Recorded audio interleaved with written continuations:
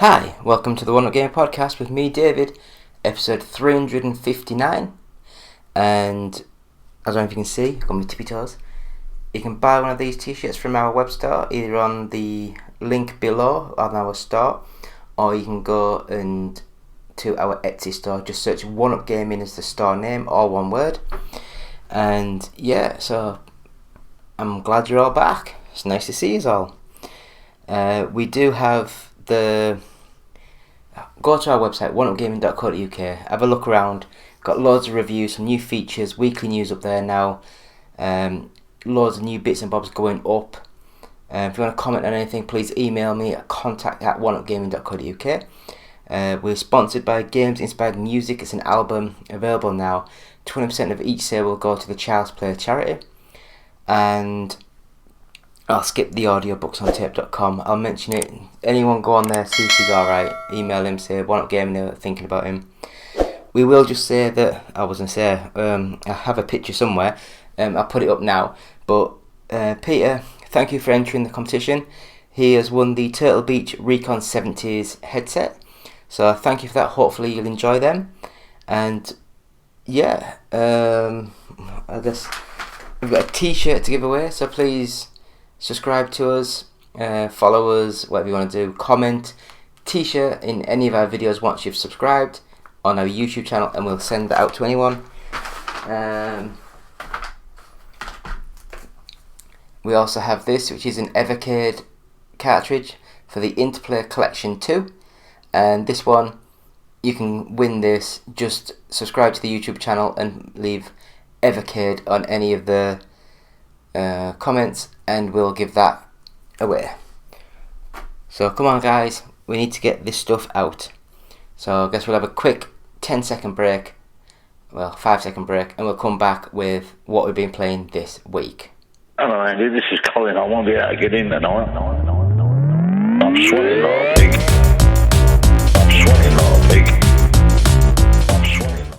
And we're back, still David, still One Up Gaming, still episode 359 of the One Up Gaming podcast.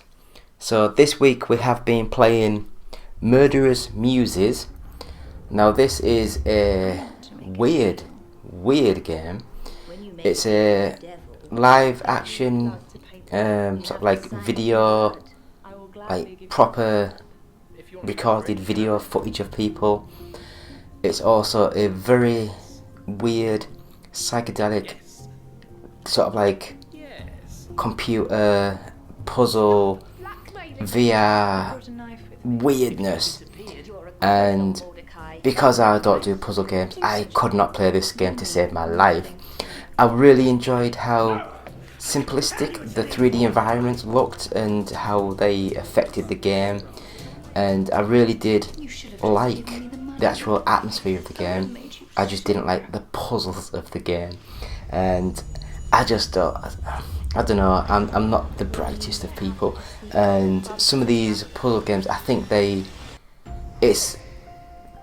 you find a Matchbox car, and 3 hours into the game it's like, oh, didn't you know you had to put it upside down and on this special little tray in the corner of the room, because that you have to do that to unlock the next 3 hours of gameplay. And it's just these weird games like that I just don't find fulfilling. Good puzzles that are baked in with realistic sort of like solutions and outcomes, things like that, I quite enjoy, because I can work that way. But when it's just you have to do something that a developer wanted you to do because he just put it in there, I just don't find those sort of games good. But I did like the 3D environments. I loved how everything was melding together and bleeding into each other. The next game we played, Injustice 2. Now this is just a one-on-one fighting game based on like the Mortal Kombat sort of engine, made by NetherRealm Studios, and this one is the DC sort of like game with the Injustice sort of characters. It was good. It seemed a lot more simple than Mortal Kombat. Like you could just do one button press to do combos and to do earth-ending moves and things like that. But it looked nice and it flowed nice, and I guess in this sort of game with the DC license and all that, you just need it to look good and play well. That's the main things. Never got into this game. Mortal Kombat I loved. Street Fighter 2 and Street Fighter 4 and like Street Fighter 6 I've had a good go at. But this game I just didn't get into. Same as like Tekken 6, was it the last one, or 7? Was 7 the last one? Can't remember.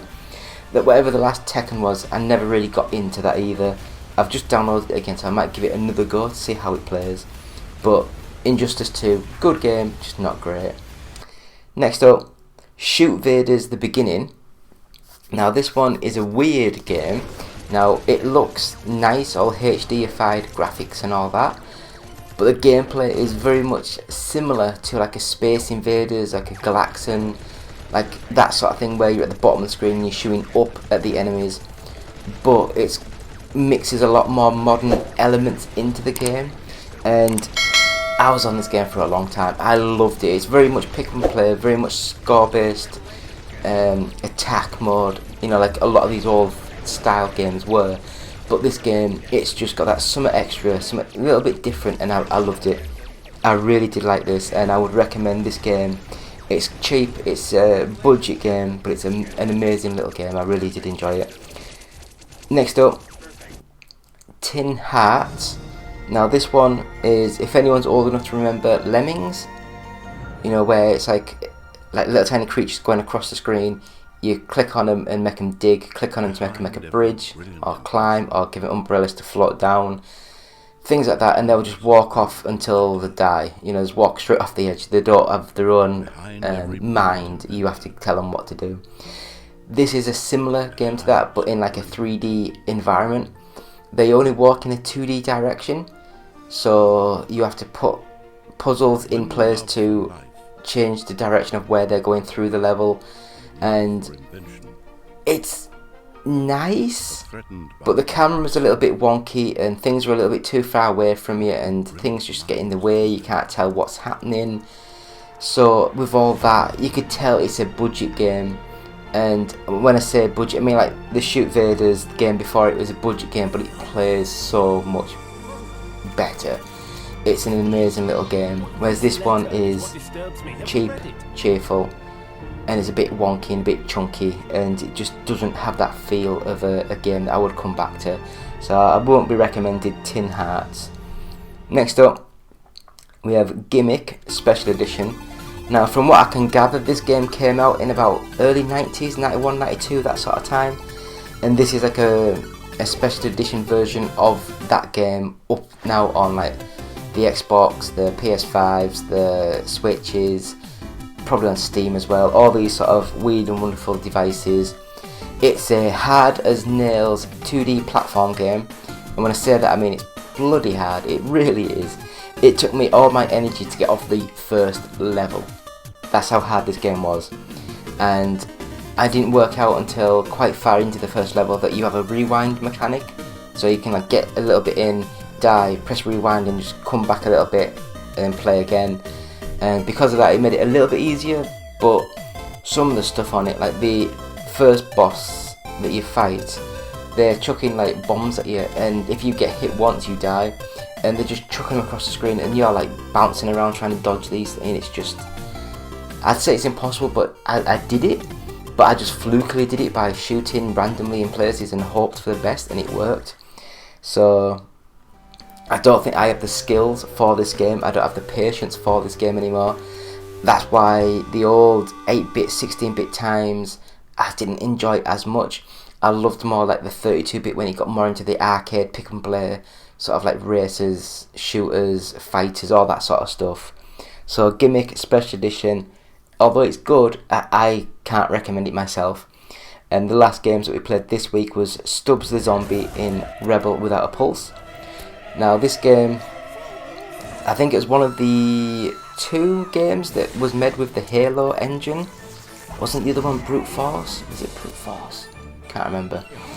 But this one is a third person behind the action game.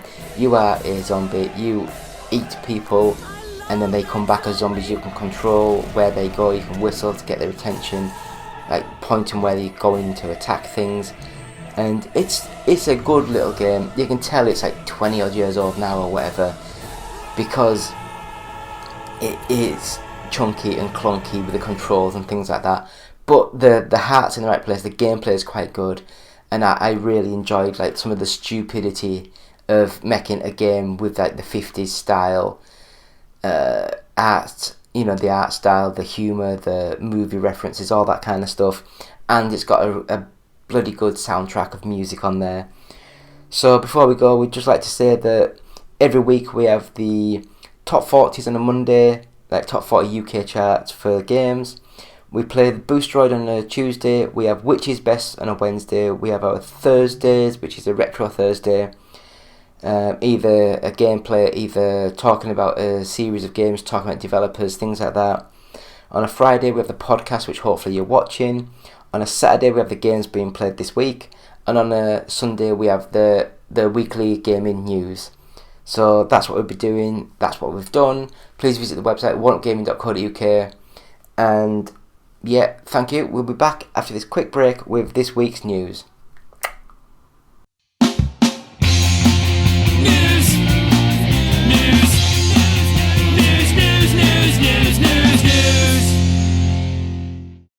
And we're back, still David, still One Up Gaming, still episode 359 of the One Up Gaming podcast.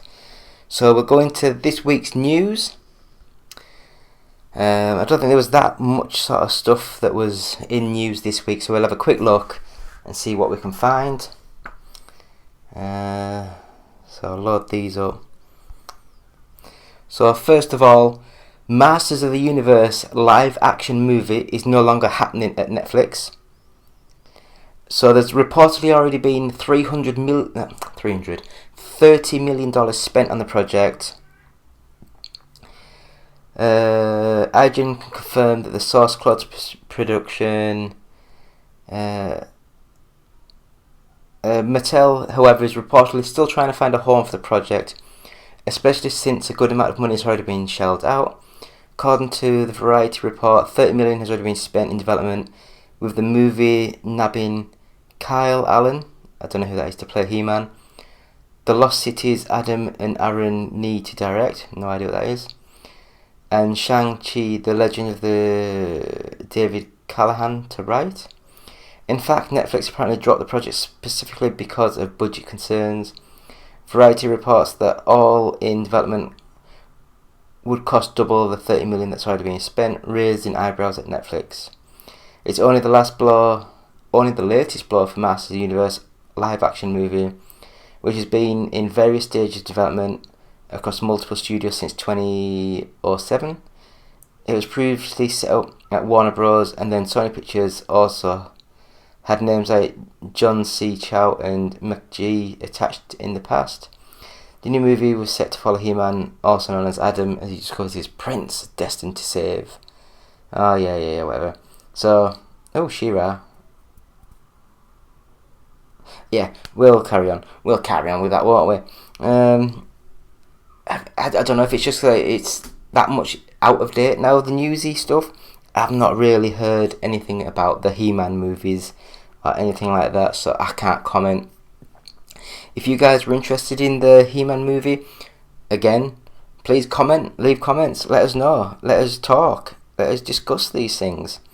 So the next bit of news that we have is WWE's The Miz, I don't know who that is, says that he really wanted to be Johnny Cage in Mortal Kombat 2. He is heartbroken. He is not playing Johnny Cage in Mortal Kombat 2, but thinks Carl Urban will do an amazing job in the role. I thought Carl Urban would be much too old to be Johnny Cage. I don't know. Miz explains his desire to get cast as Johnny Cage was amplified by seeing his name associated with the character on social media, as fans started pushing for him to play the part right after the 2021 film was released, and the movie's ending teased the character's inclusion in the sequel. I'll be honest, I really wanted to play Johnny Cage. When I saw the Mortal Kombat movie, I really liked it. I know there was a lot of, some people critiqued it. I really enjoyed it, I loved it, I thought it was amazing. It just brought me back to my childhood. I've always loved the character Johnny Cage, and when it wasn't in there, I was like, oh, I can't believe it's not Johnny Cage in, and then at the end they're like, oh man, he's coming in part 2, episode 2. Part 2, episode 2? Oh, I don't know. He recalled, and then my name was trending with Johnny Cage, and I was like, oh my god, it wasn't a bunch of people, it was my name, and I was like, this is crazy.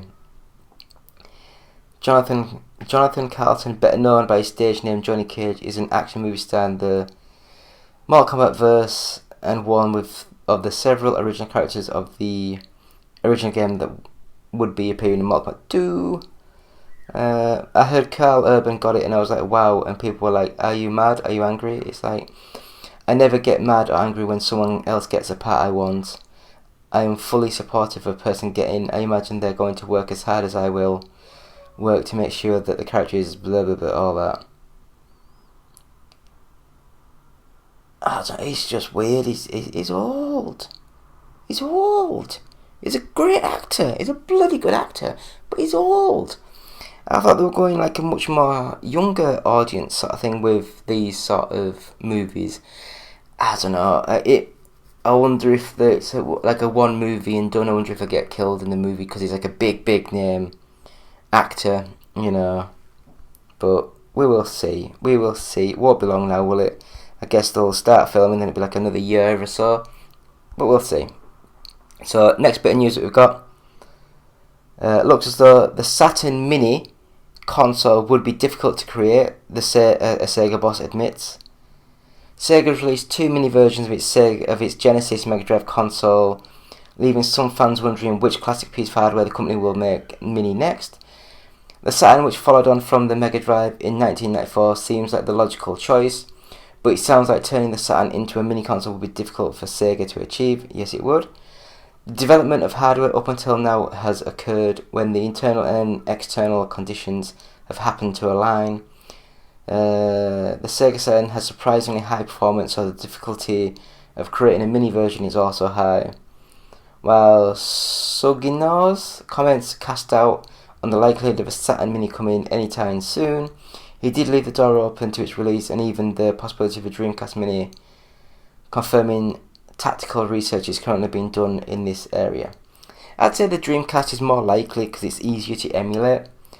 When it comes to reissuing classic hardware, it's not really the case saying sales are good, so let's make another. It might be some way off, but I'd like to consider it when we are in the situation where we can develop blah blah blah blah, all that. Yeah. What do you guys think? Sega Saturn Mini? Dreamcast Mini? I'm one of the big people. I'm one of these people that I wasn't a massive fan of the Sega Dreamcast. I loved it, but I'm a massive Saturn fan. I've got the Saturn tattoo on my hand. I've got like Virtua Fighter 2. I've got Virtua Cop, AM2's sort of thing. Got Sega Rally tattoo on my arm. So I do love the mid-90s Sega era of games. I think they were the best. They were amazing. So we'll go to the next bit of news, and that, my friends, is Call of Duty fans flock to the Xbox 360 classics like Black Ops 2 and Modern Warfare 3 following apparent server update. Classic Call of Duty games on Xbox 360 appear to be enjoying a second wind after a server update sparked renewed interest in online play. Reports indicate thousands of people were online over the weekend playing the likes of Infinity Ward's Modern Warfare 3 and Treyarch's Black Ops 2. Even the groundbreaking Call of Duty 4 Modern Warfare saw a boost. These older Call of Duty games, while playable online still a decade after launch, were riddled with hackers, boosters and cheaters, but reports emerged last week that some unannounced work has been done to improve matters on the 360 versions of the game, and when word got round about stable online play, thousands of fans ended up jumping in. These older Call of Duty games included online play counters, so while they may be prone to error, they prove a good indicator of current interest. Yeah, I don't know. I've never been a massive fan of the Call of Duty games. Don't get me wrong, they're quite fun and cheerful run and gun games. I've never been a big online multiplayer game. I think the last time I played online games quite a lot was like Project Gotham 3, I think I played that quite a lot. Project Gotham 2 I loved. Halo 3, I think I played quite a bit, and Halo 2 I loved. And they were basically the last times I played like online sort of games. Don't get me wrong, I really enjoyed Top Spin Tennis 2, I think it was. And I really enjoyed... Oh, it was a... what else was it? There was Pro Evo 4. I think it's Pro Evo 4 that I loved. I really got into that. So we'll move on to the next bit of news. It's an end of an era as Microsoft replaces Xbox Live Gold with Game Pass Core. Microsoft has announced the upcoming end of Xbox Live Gold over 20 years after it first launched. Xbox Live Gold ends September 14th and will be replaced by Game Pass Core, which Microsoft described as an evolution of Xbox Live Gold. Core includes access to online console multiplayer and gives subscribers a collection of over 25 games to play on Xbox Series X, S and Xbox One for $9.99 a month or $60 a year. Xbox Live first launched first on the original Xbox on November the 15th, 2002 and was popularized by the online multiplayer portion Halo 2. The Xbox 360, the Xbox One and Xbox Series X and S all used the platform. The Games with Gold promotion launched for Xbox 360 in July 2013. This gave Xbox Live subscribers a handful of games each month, a once hugely popular bonus that has become a subject to ridicule due to the low profile of the free titles. They're not free, you're paying a subscription for it. Here's how it all works. At launch on September 14th, Xbox Live Gold members automatically become Xbox Game Pass Core members, bloody hell. With the introduction of Game Pass Core, Games with Gold comes to an end on September 1st. Here's the list of games that, oh god, I have no idea what's going on. Microsoft said it will announce more core games ahead of September 14th, and new games will be added 2 or 3 times a year. Players can continue to access any Xbox One games they previously redeemed through Games with Gold, if they remain a Game Pass Ultimate or Game Pass Core member.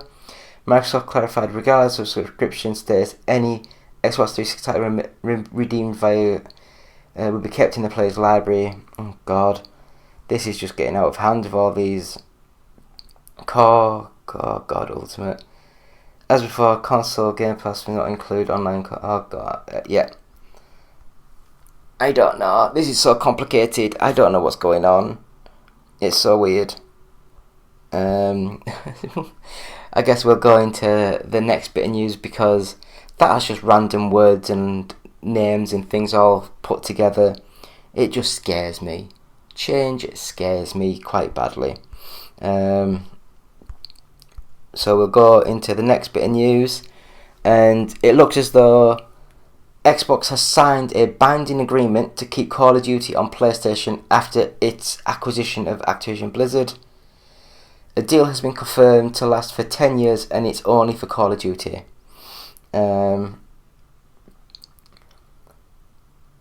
So the deal between Microsoft and Sony to keep Call of Duty on PlayStation has been confirmed to last for 10 years. As reported by The Verge, Carrie Perez, head of global communications at Xbox, shared the deal is also just for Call of Duty and not for any other Activision Blizzard game. The proposal initially included all existing Activision console titles on Sony, including future versions of the Call of Duty franchise or any other current Activision franchise on Sony through to December 31st, 2027, but it appears that changed. Xbox head Phil Spencer has revealed that Microsoft and PlayStation have signed a binding agreement to keep Call of Duty on PlayStation following the acquisition of Activision Blizzard. Spencer took to Twitter to announce the news and share that he is looking forward to a future where players have more choice as to where they want to play their games. So what do you guys think? I'm not really going into the details because we've got another story after this, so let us know in the comments what you think about this sort of deal. So the last bit of news that we have got, I don't know, talk to us, let us know. Do you think it's a good thing that Microsoft are buying all these things? Because I know everyone's going, oh, they're just buying the games and blah, blah. But Sony did that 20 years ago. They went out and bought Naughty Dog. They went out and bought Insomniac. They went out and bought the guys who do the Killzone franchise and the Horizon franchise. Completely forgotten. No, it's gone. Anyway, we'll go to the next bit of news, and that is Microsoft and Activision Blizzard officially postponed merger deadline. Microsoft and Activision Blizzard have officially postponed their merger deadline to allow more time for the $69 billion deal to gain approval from the UK Competition and Markets Authority, the CMA. Activision Blizzard CCO and EVP of Corporate Affairs Lulu Xiangmazu announced on Twitter a 3-month extension to the deal after it failed to go through under its initial deadline of July the 18th. Microsoft must therefore complete Activision Blizzard by October 18th or pay several $1 billion in a reverse termination fee. A recent decision in the US and approvals in 40 countries all validate that the deal is good for competition, players and the future of gaming. Microsoft president shared further details about the deal in another tweet, including its new, even bigger termination fee, up from the $3 billion originally set. Microsoft will now have to pay Activision Blizzard $3.5 billion if the deal does not close before August 29th, and $4.5 billion if it fails to close before September 15th. The increase certainly shows confidence from Microsoft, and at the very least, it's a good insurance for Activision Blizzard. So yeah, what do you guys think? Do you think it's a good little thing or what? So we've got another few months now to see what's going on with the Activision Blizzard deal and Microsoft and all that kind of stuff. Hopefully we've got everyone else signed up to it. The UK CMA will backtrack on some of the stuff that they did and said, and then hopefully they'll get that through, because that's what you need in life. That's what you need. You need a bit of change and a bit of spice. So that's the news. We'll have a quick break and we'll be back with the UK Top 40. So back in 3, 2, 1, I don't know.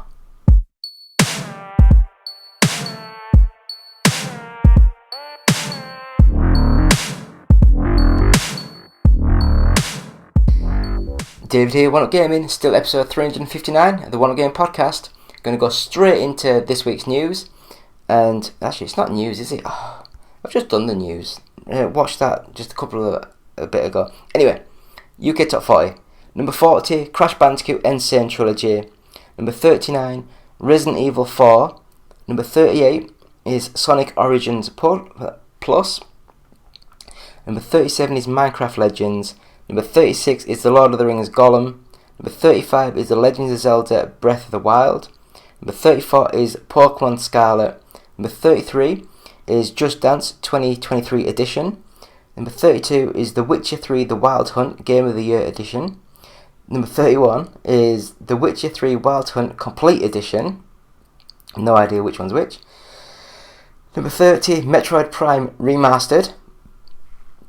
Number 29, The Callisto Protocol. No, sorry, the Callisto, that sounds right. Or is it Callisto? Isn't it Calippo? Which one's the ice cream? I don't know. Number 28, Sonic Frontiers. Number 27, Super Mario 3D World plus Bowser's Fury. Number 26 is Lego Star Wars The Skywalker Saga. Number 25 is New Super Mario Bros. U Deluxe. Number 24 is WWE 2K23. Number 22 is Mario Party Superstars. Number 22 is Super Mario Odyssey. Number 21 is Dead Island 2. Number 20 is Lego Harry Potter Collection. Number 19 is F1 23. Number 18 is Five Nights at Freddy's Security Breach. Number 17 is It Takes Two. That's weird, that came straight back in, that's weird. Number 16 is Nintendo Switch Sports. Number 15 is Animal Crossing New Horizons. Number 14 is Grand Theft Auto 5. Number 13 is Diablo 4. Number 12 is Pokemon Velvet. No, sorry, not Velvet. Violet. Oh my god. Number 11, Final Fantasy 16. Number 10, Elden Ring. Number 9, Minecraft. Number 8, Star Wars Jedi Survivor. Number 7, Call of Duty Modern Warfare 2. Number 6, Hogwarts Legacy. Number 5, Battlefield 2042. Number 4 is Mario Kart 8 Deluxe. Number 3 is God of War Ragnarok. Number 2 is The Legend of Zelda Tears of the Kingdom. And number 1 is FIFA 23 by Electronic Arts. And how long will that stay there? Because their new game coming out soon, EA Sports FC 24, whatever it's called. And that's thanks to the Games Press charts with the GFK Entertainment software, all formats. So thank you for that. So that, my friends, is the UK Top 40 charts this week. And that's the podcasts for this week. So thank you for watching. Please go to our website, oneupgaming.co.uk. Please go to our Patreon, which is patreon.com/OUG. And you can buy all these sort of t-shirts and hats and stuff that I've been wearing through the video. Just go to the shop icon or the store icon at the bottom of the YouTube videos. Or you can go to our what's it called? The Etsy, that's the one. The Etsy store, just search One Up Gaming, all one word, as a store, and you'll find us. We've got like 200 items in there for sale now. So please go on there and have a look. Games Inspired Music is our sponsor, and 20% of each sale will go to the Child's Play charity. And yeah, I'll mention audiobooksontape.com. Please check them out. We do have our first 100 podcasts. I'm not sure if the site's still up and running, but send him our love. He was a great guy. I loved him. On our website, we have the Amazon links. If you want to buy anything from Amazon, use them. We have the 2 seconds.